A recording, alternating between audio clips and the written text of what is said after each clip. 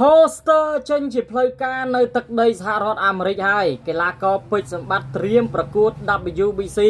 ក្នុងនោះមានកីឡាករគុនខ្មែរយើង4រូបឯណោះបងប្អូនបាទក្នុងនោះបងប្អូនយើងប្រហែលជាដឹងមួយហើយបាទដឹងមួយហ្នឹងគឺកបីព្រៃនេះឯងបាទត្រៀមប្រកួតយកខ្សែក្រវ៉ាត់ WBC ជាមួយនឹងកីឡាករមកពីប្រទេសអាមេរិកតែម្ដងបាទក្នុងនោះក៏មានកីឡាករនាយសង្ហាគុនខ្មែរឡៅចន្ទ្រា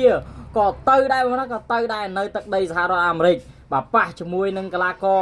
ប្រទេសអាមេរិកផ្ទាល់តែម្ដងហើយនៅនាគចម្បាំងគុនខ្មែរគឺលូនបញ្ញាជួបបាទម្ចាស់ផ្ទះគឺសហរដ្ឋអាមេរិកដូចគ្នាតែនៅមកគូទៀតគឺបាទកីឡាករនីគុនខ្មែររបស់យើងគឺអេយ៉ានុតបងប្អូនមកអេយ៉ានុតបាទត្រៀមជួបជាមួយនឹងកីឡាករនីមកពីប្រទេសកាណាដាបងប្អូនបាទអញ្ចឹងចុងខែមិថុនានេះឯងបងប្អូនកុំភ្លេចតាមដានទាំងអស់គ្នានៅទឹកដីសហរដ្ឋអាមេរិកបាទលើកទី1បាទមានកីឡាករបាទកបីព្រៃរបស់យើងណាទៅធ្វើបាន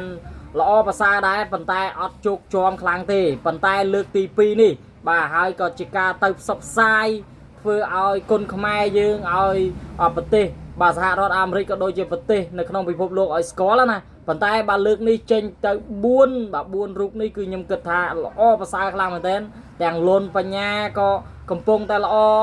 ទាំងឡៅចន្ទ្រានីសង្ហាគុនខ្មែរកំពុងតែគេហៅថាមានប្រជាប្រិយភាពមកវិញឥឡូវនេះក៏បីព្រៃបាទពេជ្រសម្បត្តិក៏បងប្អូនយើងទើបតែយប់មិញនេះឈ្នះ Mario Alvarez នេះក្នុងទឹកពីណាក៏ធ្វើបានល្អទៅទៀតបាទចាំមើលតើខ្សែក្រវ៉ាត់ពិភពលោក WBC នេះតើពេជ្រសម្បត្តិអាចយកមកបានដោយ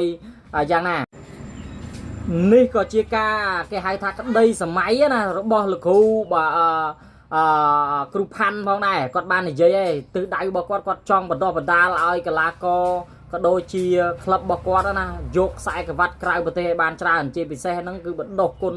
ខ្មែរថ្នាលឬមួយក៏កីឡាករដែលល្អឲ្យមានសមត្ថភាពដូចពេជ្រសម្បត្តិគឺលើពេជ្រសម្បត្តិឬមួយក៏កីឡាករផ្សេងណាអញ្ចឹងចាំមើលថាតើក្តីសម័យលោកគ្រូផាន់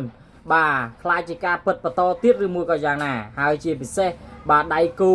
កីឡាករនីអេយ៉ានុតគឺកីឡាករនីមកពីប្រទេសកាណាដាហ្នឹងក៏មិនអន់ផងដែរបងប្អូនបាទចាំមើលតើយើងទៅលើកនេះបាទ4គូបាទកីឡាករនី1រូបហើយនឹងកីឡាករយើង3រូបតើធ្វើបានល្អឬមួយក៏យ៉ាងណាបាទទៅលើកមុនយើងដូចជាមិនសូវជាបានល្អប្រហែលទេប៉ុន្តែចាំមើលថាទៅលើកនេះថាតើ4រូបនេះអាចនឹងមានអ្នក